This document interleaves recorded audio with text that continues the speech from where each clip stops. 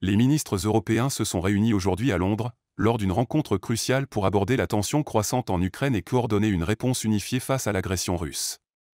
Le ministre britannique des Affaires étrangères, David Lammy, a accueilli cette importante réunion à Lancaster House, où sont arrivés des représentants de la France, de l'Italie, de l'Allemagne, de l'Espagne, de la Pologne et de l'Union européenne. What they have done, overnight, again, over 100 drone attacks on Ukraine. So, in order to go into any peace talk, there has to be ceasefire, and we also need to see that Russia wants this to show goodwill to sit down and talk to Ukrainians. So it is not there. We have to put pressure on Russia to really want peace and to sit down and to talk with Ukraine.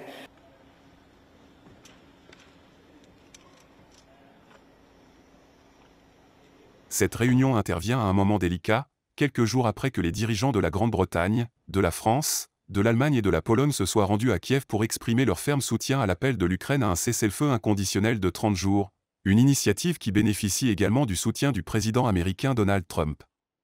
La position des ministres européens a été claire et ferme. La haute représentante de l'UE pour les affaires étrangères et la politique de sécurité, Kaja Kallas, a souligné la nécessité d'un cessez-le-feu comme condition indispensable à toute négociation de paix, soulignant la récente intensification des attaques de drones russes sur l'Ukraine.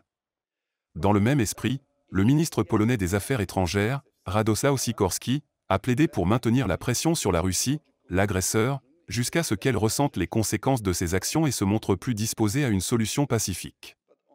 David Lammy devrait profiter de cette réunion pour insister sur l'appel britannique à un renforcement de la sécurité européenne. Cette rencontre précède le sommet que le Premier ministre Keir Starmer tiendra avec les dirigeants de l'Union européenne le 19 mai prochain, où il cherchera à conclure un nouvel accord de défense avec le bloc et à améliorer les relations commerciales post-Brexit, dans un contexte mondial marqué par l'incertitude des alliances de sécurité et commerciales.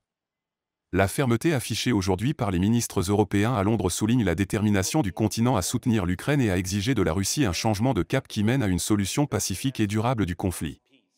La pression diplomatique et la menace de nouvelles sanctions apparaissent comme des outils clés dans cet effort pour la paix. Do they want peace?